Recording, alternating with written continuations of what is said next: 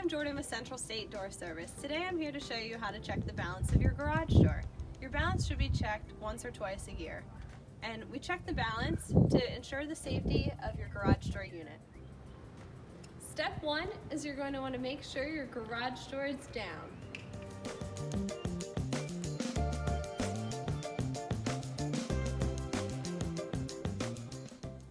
Then you want to release the opener by pulling down and back on the release cord. Step 3, we want to raise the garage door and check for any creaking or binding. Then we want to stop the door in the midpoint.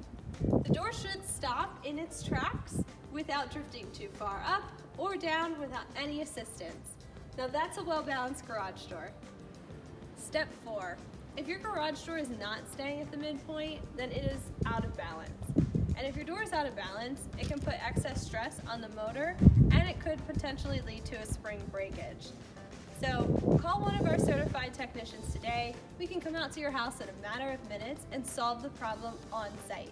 From all of us at Central State, we want you to be safe and remember to check the balance of your garage doors.